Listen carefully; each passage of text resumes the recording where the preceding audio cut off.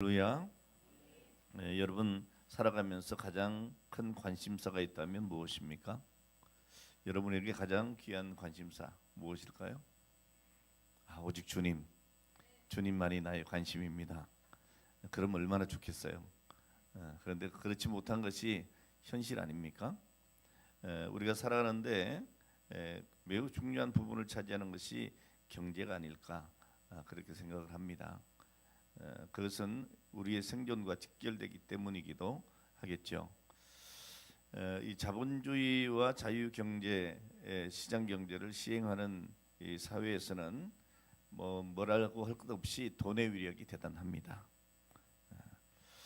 사회의 모든 이슈 가운데 가장 첫째가 경제입니다.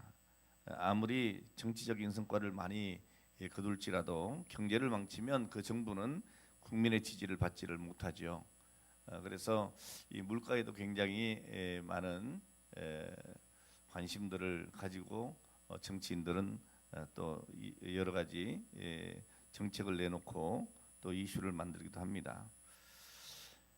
범죄 중에서도 여러분 이 경제와 관련되어 있는 것이 가장 많은 사람들에게 피해를 줍니다. 예를 들면 투자 사기라고 하는 것, 이거는 한두 사람 피해 주는 것이 아니고 수많은 사람들에게, 수천 명에게 피해를 입히기도 합니다. 그리고 큰 돈을 벌고 싶어하는 사람들의 심리를 이용해서 교묘하게 사기를 치기 때문에 신중하지 않으면 속기가 굉장히 쉽죠.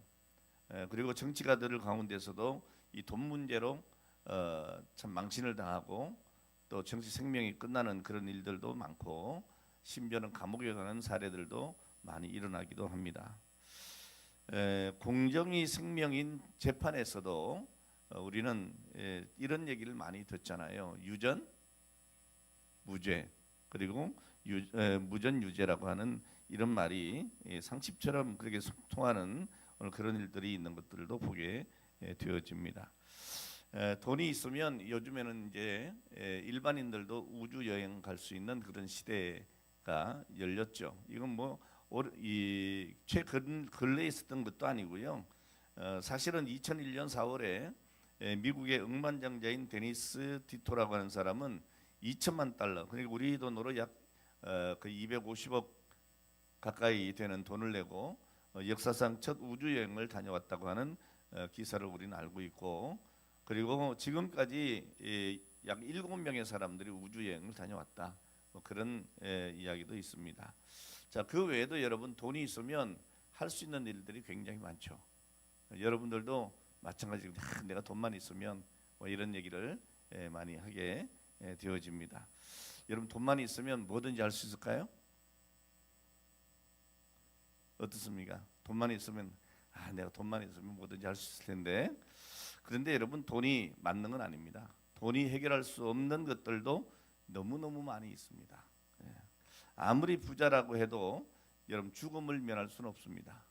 진시황제도 불로초를 구하고 뭐든 어떤 권력을 가지고 할 수 있다고 생각했는데 그렇지 않죠. 오늘 여러분 우리는 이 땅 위에서 이 죽음의 문제, 이 문제는 돈으로 해결할 수 없다는 것을 우리는 너무나 많이 알고요. 여러분 마음의 평안은 어떻습니까? 돈 주면 마음이 평안해집니까? 아마 그럴 거예요. 목사님 나 돈만 있으면 마음 편안해요. 그런데 여러분 그러면 세상의 모든 부자들이 마음이 평안해야죠. 그런데 그것은 잠시 잠깐 우리에게 그 평안을 줄 수는 있어도 영원한 평안을 줄 수는 없다는 사실입니다. 잠깐만요.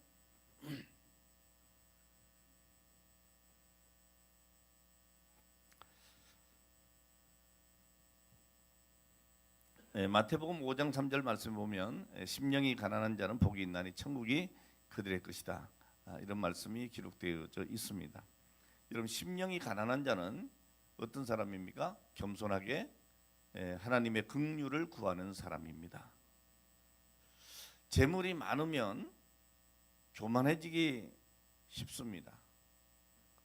하나님을 찾지만 가난하면 겸손해져서 하나님을 섬기는 데에 유리한 측면도 있습니다. 제가 왜 이런 말씀 드리는가 하면, 우리나라도 보면 어려울 때 어땠습니까? 더 신앙의 어떤 열정들이 있었죠. 근데 등 따숩고 배가 부르니까 이제는 하나님 앞에 나오는 일을 게을리 하지 않습니까? 상당히 교만해진 것입니다. 네. 자, 그래서 누가복음 6장 20절 말씀에 보면 너희 가난한 자는 복이 있나니 하나님의 나라가 너희 것이다 라고 말씀을 하고 있습니다. 물론 여러분, 심령이 가난한 것과 경제적인 가난한 것은 다른 것입니다. 자, 그러나 부자는 교만해져서 심령이 가난하기가 상당히 어렵다는 것이죠. 자, 그런데 우리가 어려움에 직면하면 어떻습니까? 겸손해집니다. 무슨 얘기입니까? 여러분, 힘들고 어려우면 교회 나와서 기도하지 말라 그래도 나와서 그냥 무릎을 꿇고 눈물을 펑펑 흘려가면서 그렇게 기도하시더라고.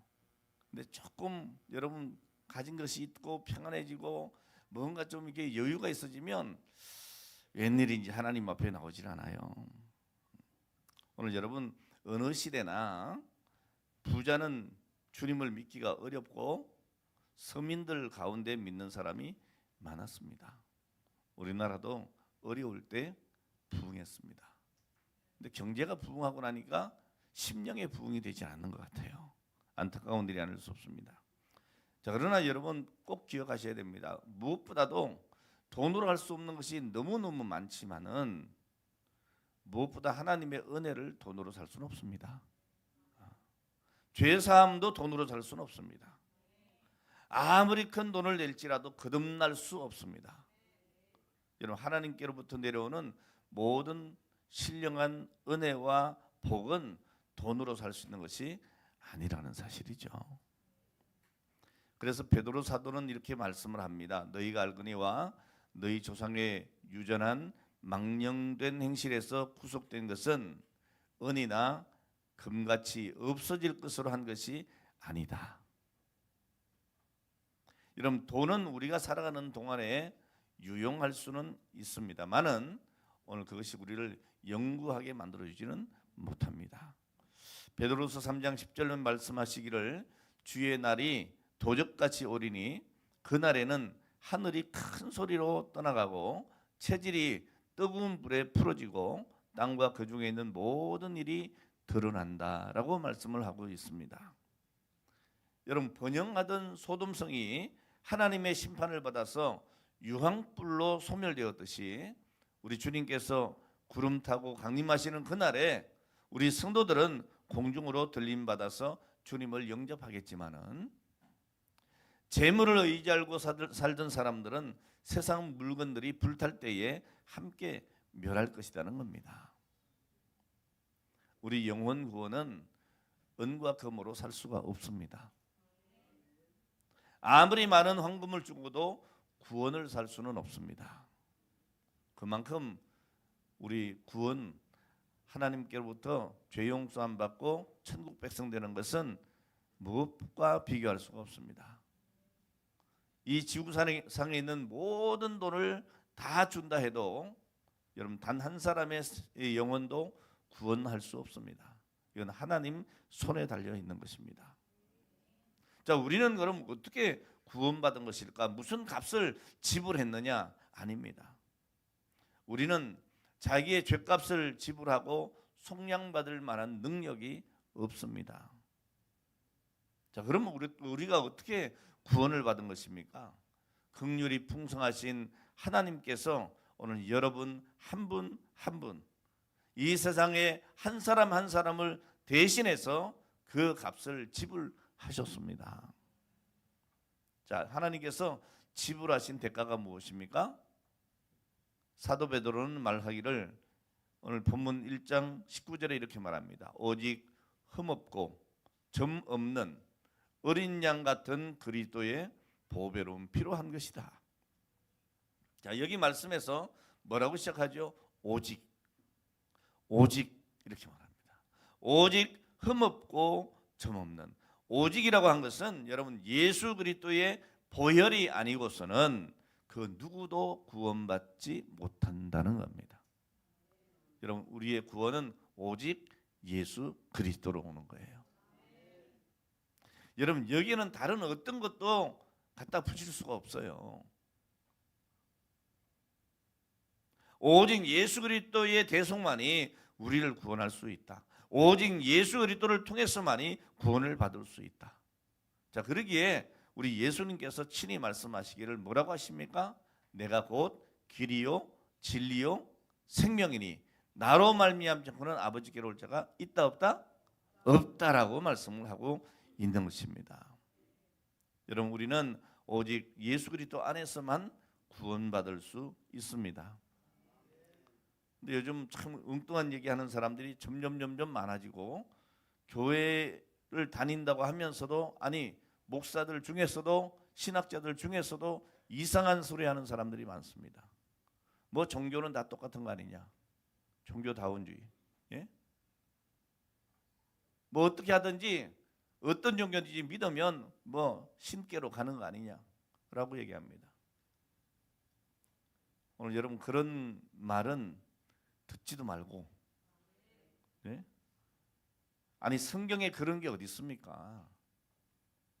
오직 하나님의 말씀은 영원 불변한 것이고 1.1핵이라도 틀린 것이 없는데, 이 하나님의 말씀에서 여러분 오직 예수 외에는 구원이 없다고 말씀하고 있는데, 여러분 어디서 구원을 찾습니까? 네? 여러분, 구원의 문제는 타협할 문제가 아닙니다. 뭐 요즘 불교하고도 뭐 교류하고 천주교도 하고 뭐 교류는 하세요. 네? 하라고요. 그건 관계의 문제니까. 그러나 여러분, 구원의 문제는 오직 예수. 오직 예수밖에 없는 거예요. 다른 종교야 여러분 뭐 사실 구원에 대한 뭐가 있습니까? 그러니까 이건 믿어도 되고 저건 믿어도 되고, 예? 절에서도 성탄절 되면 예수님의 탄생을 축하합니다 할 수도 있지만 우리는 그럴 수 없는 거예요. 그러니까 상당히 어떻게 보면 외부에서 보면 우리 기독교가 좀 답답해 보이기도 합니다만은, 그러나 여러분 진리는 변치 않는 거예요. 우리가 받은 구원이 한없이 귀한 것은 하나님의 독생자께서 보혈을 흘려 우리를 구원해 주셨기 때문입니다. 자, 이로써 성도들은 하나님의 자녀라고 하는 존귀한 신분을 얻게 된 것이고요. 우리는 자기의 영광스러운 그 영적인 신분을 바로 알아야 합니다. 오늘 여러분들은 보통 사람들이 아니다 그 말이에요. 우리가 이 땅에 살지만 오늘 우리는 하나님의 자녀다는 거예요.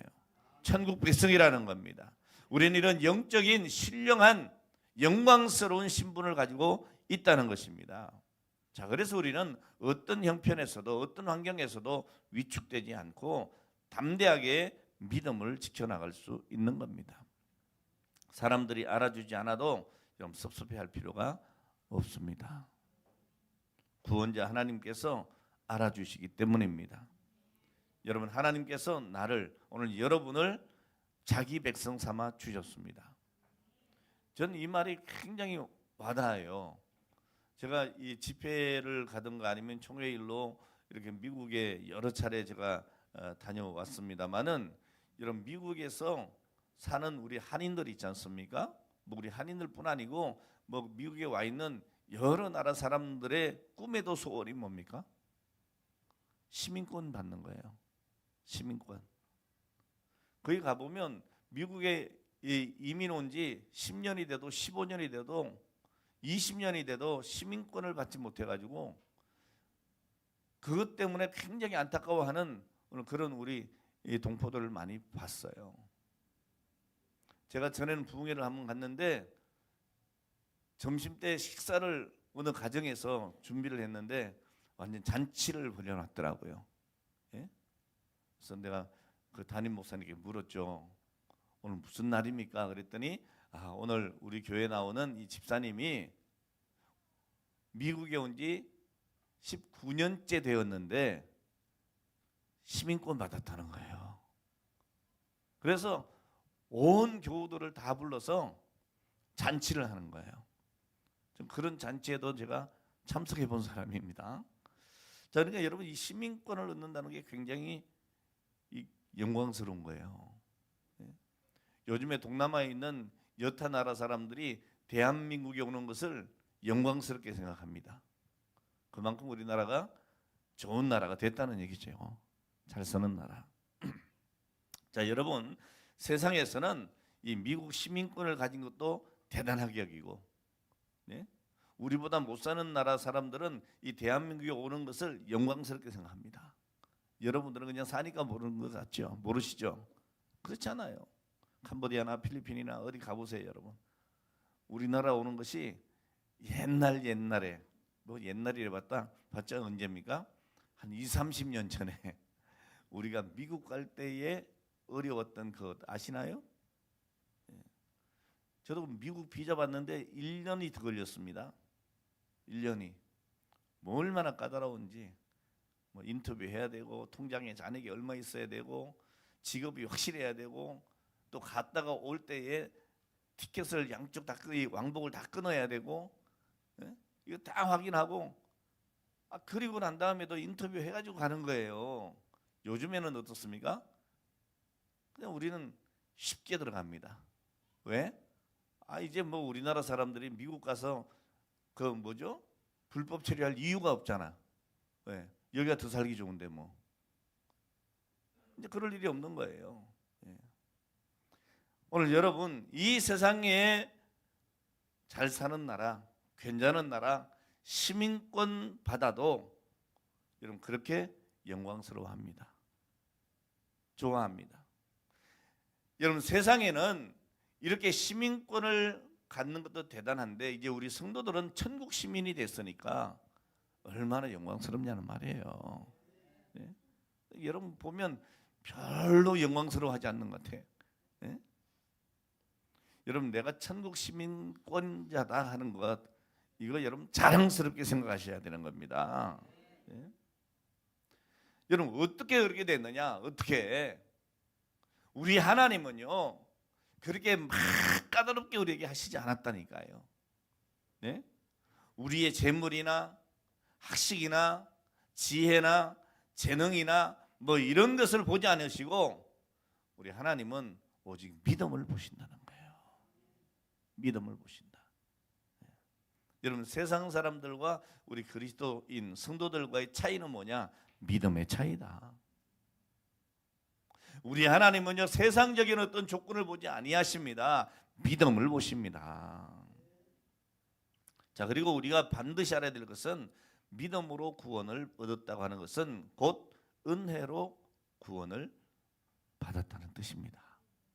자, 그러므로 믿은 것이 우리의 공로가 될 수가 없습니다. 목사님, 내가 믿었잖아요. 그 믿음조차도 하나님이 은혜로 주신 것이다, 그 말이죠. 제가 지난주에 말씀드렸잖아요. 저기 안양의 어느 강미교회 그 성도 이야기를 했지 않습니까? 부인 따라 나온 어느 의사 이야기 했잖아요. 부인 따라 억지로 교회 나왔는데 한 주 다니고 한 달 다니고 두 달 다니고 이러면서 동정녀 탄생 얘기하니까 세상에 교회 가니까 거짓말도 그런 거짓말 하는 데가 없다고. 어떻게 처녀가 아기를 낳냐고. 교회만큼 거짓말 잘하는 데가 없다고. 그렇게 얘기했던 그 사람이 6개월 지나고 시간이 흐름에 따라서 하나님의 은혜를 받고 그리고 그게 믿어지는 거예요. 믿어지는 거예요. 그리고 자기 의사들 모임에 가가지고 자기도 전도하게 된 거 아니에요. 이 동정녀 탄생 예수님 때문에 우리가 구원받았다고. 그러니까 의사들이 뭐라고 해요? 정신 나갔다고. 그러니까 거기서 논쟁이 벌어지고 이 의사가 집에 들어와가지고 자기 부인에게 씩씩대면서 뭐라고 그래요? 정신 나간 놈들 다 봤다고. 뭔 얘기냐 그랬더니 내가 가서 동정녀 탄생 얘기하고 예수님 때문에 우리 구원받았다고 하니까 그거를 안 믿는다고. 저놈들이 말이야. 여러분, 이분이 지식으로 믿음을 가졌나요? 아니요. 하나님께서 은혜로 믿음을 주신 거죠. 믿어지는 걸 어떡합니까? 믿어지는 걸. 여러분, 우리가 믿음을 가진 것도 은혜란 말이죠. 믿음은 우리에게서 생겨난 것이 아닙니다. 우리가 믿음을 만들어낸 것도 아닙니다. 여러분, 믿음은 하나님께서 우리에게 선물로 주신 겁니다. 자, 그러기에 사도 베드로는 우리 그리스도인들을 일컬어서 뭐라 합니까? 우리 하나님과 구주 예수 그리스도의 의를 힘입어 동일하게 보배로운 믿음을 우리와 같이 받은 자들이라고 베드로후서 1장 1절에 말씀하고 있잖아요. 여러분, 우리가 하나님 아버지와 예수 그리스도를 믿게 된 것은 하나님께서 우리에게 믿음을 선물로 주셨기 때문입니다. 믿으십니까? 네. 여러분, 하나님께서 우리 마음을 열어서 예수 그리스도를 믿게 해 주신 겁니다. 이처럼 처음부터 마지막까지 구원은 하나님의 은혜로 된 것이므로 우리는 언제나 겸손한 마음으로 신앙생활을 해야 하는 겁니다. 고린도전서 4장 7절에 중에 받지 아니한 것이 무엇이뇨? 내가 받았은즉 어찌하여 받지 아니한 것 같이 자랑하느뇨? 그랬어요. 오늘 여러분, 우리는 자랑할 것이 없어요. 모든 것이 하나님의 은혜인 것입니다. 우리가 가진 믿음만 하나님의 선물인 것이 아닙니다. 나의 건강, 시간, 재물, 지식, 그리고 친밀한 인간관계, 여러분, 이 모든 것이 다 하나님의 은혜의 선물입니다. 이 사실을 알고 여러분, 우리는 하나님께 감사하며 살아야 되는 겁니다. 여러분, 신앙생활을 우리 결심으로 하면 오래가지 못해요. 인간적인 열심은 금방 식고 맙니다. 하나님의 은혜를 깨달아야 여러분, 변함없는 열심을 가지고 주님을 섬길 수가 있습니다. 자, 그러므로 우리는 사도 바울이 에베소 교인들, 그 성도들을 위한 기도한 것처럼, 그들을 위해 기도한 것처럼 오늘 여러분 그렇게 구해야 하겠습니다. 뭐라고 구했습니까? 우리 주 예수 그리스도의 하나님 영광의 아버지께서 지혜와 계시의 정신을 우리에게 주사 하나님을 알게 하시고 우리 마음의 눈을 밝히사 그의 부르심의 소망이 무엇이며 성도 안에서 그의 기업의 영광의 풍성이 무엇이며 그의 힘의 강력으로 역사심을 따라 믿는 우리에게 베푸신 능력의 지극히 크심이 어떤 것을 우리로 알게 해 주옵소서. 이게 여러분 우리의 기도 제목이 되었지 않겠습니까? 자, 그리고 사도 베드로는 우리 성도들에게 복음의 진리에 순종함으로 영혼을 깨끗하게 해서 거짓이 없는 형제 사랑을 실천해라, 이렇게 권면하고 있습니다. 자, 그럼 먼저 사랑하려면 어떻게 해야 되느냐? 마음이 정결해야 된다. 마음이 정결해야 한다. 여러분, 사특한 마음을 가지고 진실한 사랑을 할 수가 없지 않겠습니까? 자, 무엇보다도 그리스도인들이 서로 사랑해야 되는 이유는 주 안에서 형제가 되었기 때문입니다. 그러니까 우리는 가족이란 말이에요. 가족. 믿습니까? 여러분, 가족이라고 하는 말이 얼마나 따뜻합니까? 우리는 한 형제 자매입니다. 한 가족입니다. 그리스도인들은 한 하나님을 아버지로 모신 거룩한 자녀들이란 말이죠. 자, 여기에는 여러분 남녀노소, 빈부귀천, 인종, 국적 이런 차별이 있을 수가 없습니다. 오직 그리스도인이라고 하는 그 이유 하나로 서로 사랑함이 마땅한 줄로 믿습니다. 할렐루야. 지난주에 김계숙 선교사님이 카톡을 하나 보냈어요. 아이들 사진하고 내용이 뭔가 하면 그 성경 퀴즈 대회, 그 10팀이 나갔는데 우리 아이들이 4명이나 입상했대요. 그러니까 그 소리를 듣는데 제가 카톡에 올려드린 것 같은데, 괜히 내가 막 우승한 것 같고 막, 마음이 그렇게 뿌듯할 수가 없는 거예요. 왜 그렇죠? 캄보디아인이잖아요, 그 사람들은. 왜 그럴까요? 우리 다크 새농역교회 교우들이고 우리 자녀들 아니에요. 한 가족이란 말이죠, 가족. 인종에 상관이 없다. 국적에 상관이 없다. 우린 그리스도 안에서 한 가족이라는 거죠. 그 마음이 가는 거예요, 마음이. 여러분, 그런 마음 안 드셨어요? 마음이 가는 거예요. 오늘 여러분, 무엇보다 우리는 교회에서 이렇게 매주 만나는 믿음의 형제들을 사랑해야 합니다. 우리는 주 예수 그리스도께서 우리를 위해 목숨을 버리신 바로 그 사랑을 본받아서 형제의 사랑을 실천해야 될 줄 믿습니다. 사도 요한은 요한 1서 4장에 이렇게 말씀을 하고 있습니다. 사랑은 여기 있으니 우리가 하나님을 사랑한 것이 아니요 오직 하나님이 우리를 사랑하사 우리 죄를 위하여 화목제로 그 아들을 보내셨음이니라. 사랑하는 자들아 하나님이 이같이 우리를 사랑하셨은즉 우리도 서로 사랑하는 것이 마땅하도다. 오늘 여러분 하나님께서 우리에게 베풀어 주신 그 사랑은 타산적인 사랑이 아니고 무조건적인 사랑입니다. 아가페적인 사랑이죠. 자, 우리는 사랑받을 아무런 자격이 없지만 독생자께서 희생하는 사랑을 우리에게 베풀어 주신 겁니다. 우리 성도들이 나타내야 될 사랑은 바로 주님의 사랑, 바로 이 아가페적인 사랑입니다. 근데 이것을 우리로서는 할 수 없습니다. 성령께서 우리를 도와주시고 오늘 우리로 하여금 행하게 해주실 줄로 믿으시기를 바랍니다. 사도 요한은 요한 1서 3장 16절에 이렇게 말합니다. 우리가 그를 위하여 그가 우리를 위하여 목숨을 버리셨으니 우리가 이로써 사랑을 알고 우리도 형제들을 위하여 목숨을 버리는 것이 마땅하니라. 오늘 주님께서 생명을 희생하셨듯이 우리가 거짓이 없는 형제 사랑을 실천하다 보면 때로는 내 믿음의 형제들 때문에 고통을 감수해야 될 때도 있습니다. 자, 그럼에도 불구하고 우리는 서로 사랑해야 될 줄로 믿습니다. 오늘 여러분 이 사랑이라고 하는 것은 단지 감정뿐만이 아닙니다. 사랑하려면 우리의 감성뿐 아니고 의지와 지성도 동참해야 되는 것이죠. 다시 말하면 우리는 전 인격을 다해서 서로 사랑해야 합니다.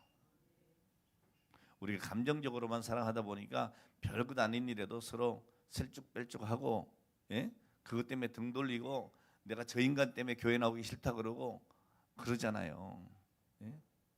그래서는 안 됩니다. 그리스도인은 참된 사랑을 할 수 있는 자질을 부여받았습니다. 오늘 주님의 사랑으로. 그러므로 우리는 적극적으로 사랑해야 될 줄로 믿습니다. 사도 베드로는 그리스도인들이 서로 열심히 사랑해야 되는 이유를 말하고 있습니다. 너희가 거듭난 것이 썩어질 씨로 된 것이 아니요 썩지 아니할 씨로 된 것이니 하나님의 살아있고 항상 있는 말씀으로 되었느니라. 오늘 여러분 그리스도인들은 거듭남을 통해서 하나님의 자녀가 되었기 때문에 서로 사랑해야 하고 사랑할 수 있다는 것을 기억하시기를 바랍니다. 오늘 여러분 우리가 이 사랑을 하기 위해서는 상대를 판단하려고 하지 말고 그 형제의 형편과 처지를 고려하고 역지사지로 이해하는 노력을 기울여야 됩니다. 서로 이해가 안 되면 안 돼요. 여러분 이 이해한다고 하는 이 말은 영어로 보면 understand라고 그러잖아요. 무슨 말입니까? 무엇의 아래라고 하는 뜻을 가진 under 그리고 서다라고 하는 stand가 합쳐져서 만들어진 단어예요. 다시 말하면 남을 이해하려고 하면 어떻게 해야 된다는 거죠? 상대보다 낮은 자리에 서야 된다는 거예요. 내가 높은 자리에 서서는 절대로 상대를 이해할 수가 없어요. 상대보다 낮은 자리에서 오늘 그 사람을 볼 수 있어야 비로소 대화가 되고 올바른 인간관계가 이루어질 수 있다는 것입니다. 오늘 여러분 예수님을 보세요. 하나님께서 그리고 하나님 독생자이신 그분이 무엇 때문에 우리 같은 인간의 몸을 입고 이 땅에 오셨겠습니까? 죄와 사망의 권세에서 우리 인생을 구원해내시려고 오신 것 아닙니까? 그래서 어떻게 해요? 우리를 위해서 주님께서 자신을 낮추어서 우리 인생과 같이 되셨고 우리를 이해하시고 돕기 위해서 인생의 삶을 몸소 경험하신 것이죠.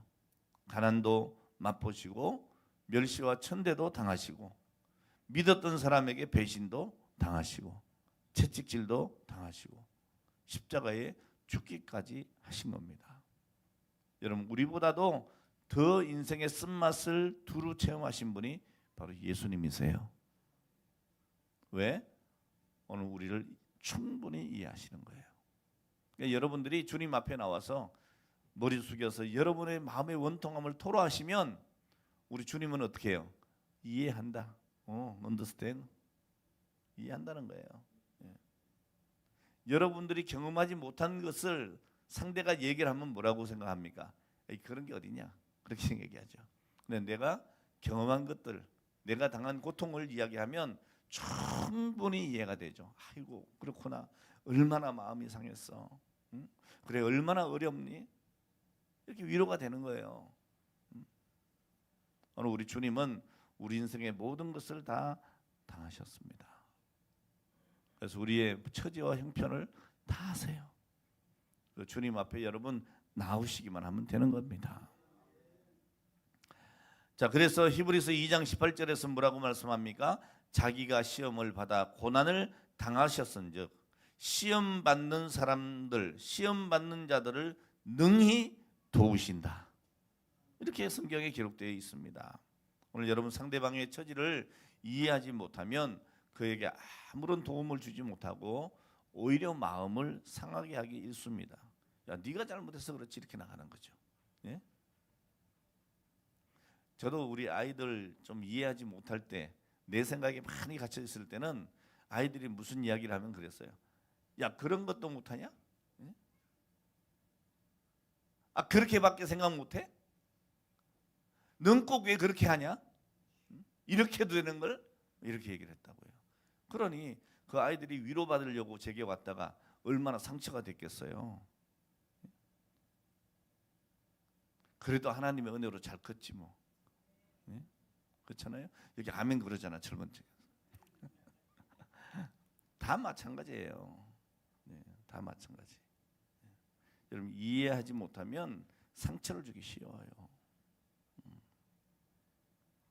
야고보 선생은 그런 성도들에게 말씀하시기를 야고보 2장에 뭐라고 하는지 아십니까?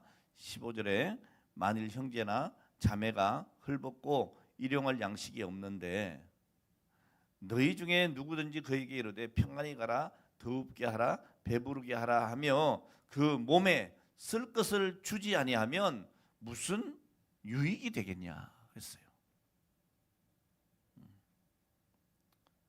베드로전서 1장 23절에 사도 베드로는 우리가 거듭난 것이 썩지 아니하는 씨인 하나님의 말씀으로 되었다 그랬습니다.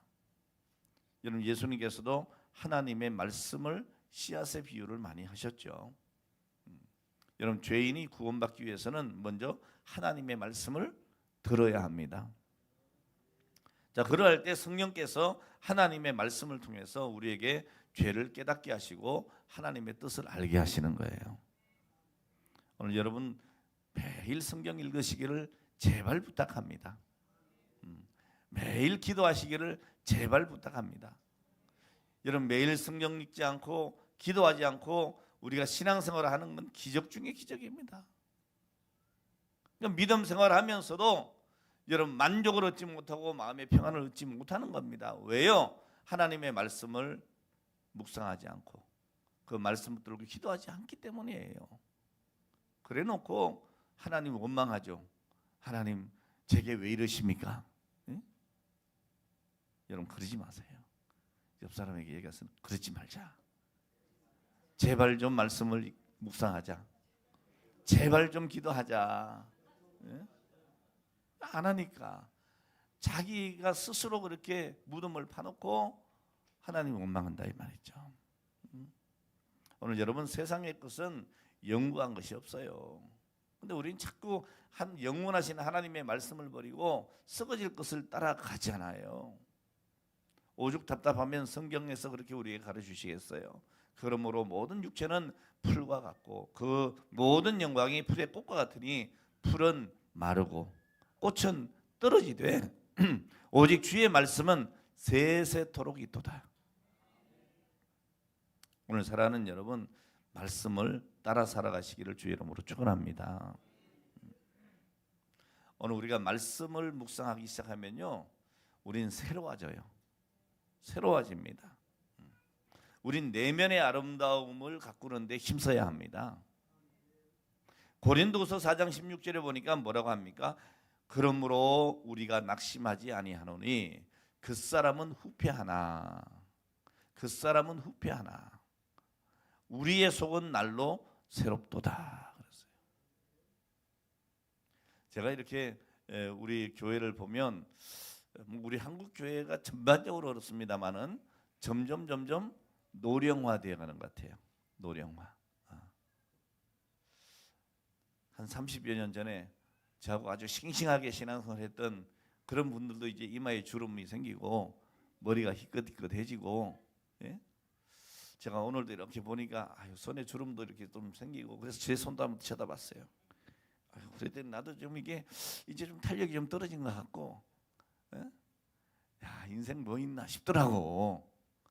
그런데 한편으로 너무너무 감사한 것은 우리 사랑하는 우리 장로님들, 권사님들, 집사님들, 그분들의 삶을 보면 신앙이 굉장히 수준에 올랐구나, 이런 걸 생각하니까 감사한 거예요.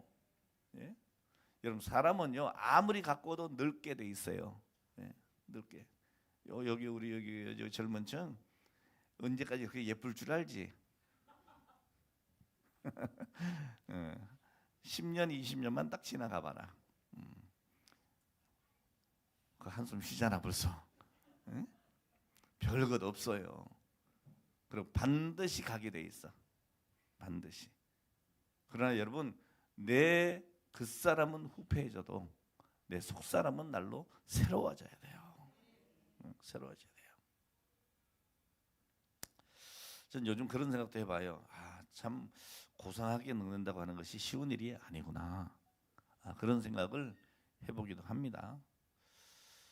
또 요즘에 보면요, 이 나이가 든다는 게 되게 서러울 때도 있어요.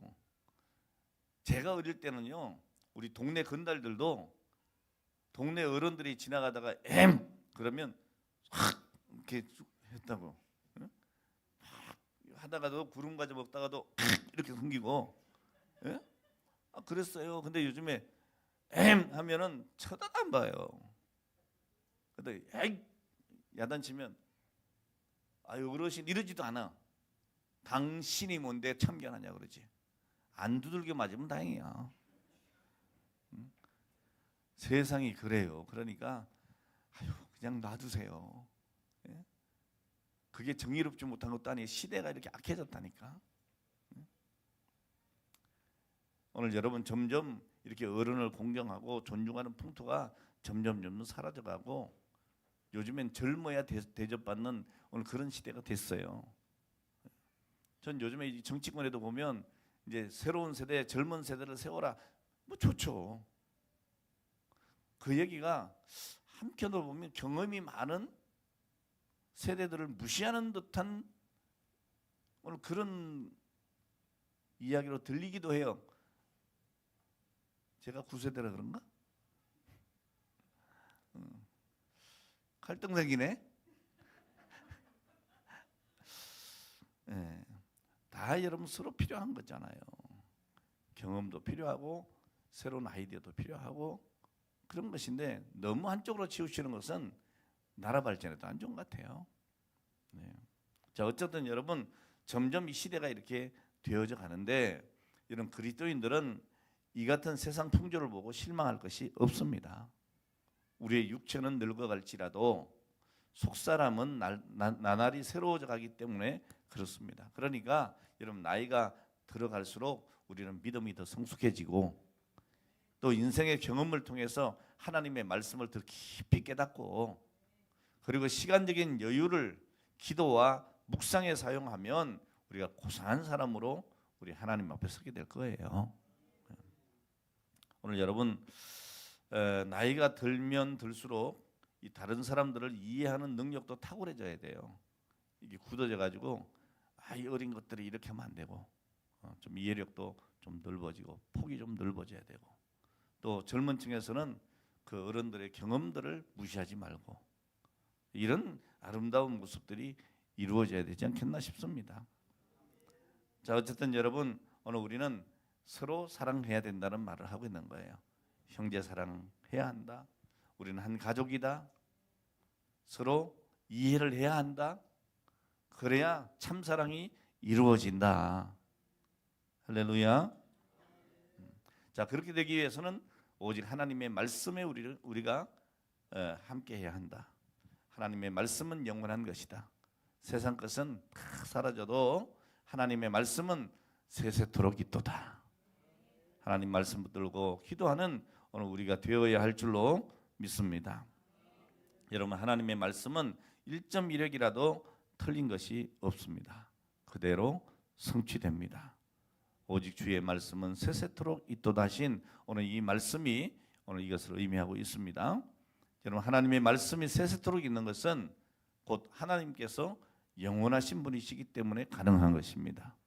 시편 20편에 보면 26절에 천지는 없어지려니와 주는 영존하시겠고 그것들은 다 옷같이 날거리니 의복같이 바꾸시면 바뀌려니와 주는 여상하시고 주의 연대는 무궁하시다 그랬습니다. 오늘 살아가는 여러분 우리는 이 땅에 발을 딛고 살아가지만 언젠가는 불타버릴 이 세상에 속한 사람들이 아닙니다. 영원한 하나님 나라에 속한 사람들입니다. 오늘 우리는 이 땅의 법이나 제도에 매여서 사는 사람들이 아니라 영원하신 하나님의 말씀을 따라 살아가는 사람들입니다. 오늘 그것은 우리가 썩지 아니할 시인 하나님의 말씀으로 거듭난 하나님의 자녀가 되었기 때문입니다. 우리 성도들은 세상 사람들과 전혀 다른 차원, 다른 세계에 속해 있습니다.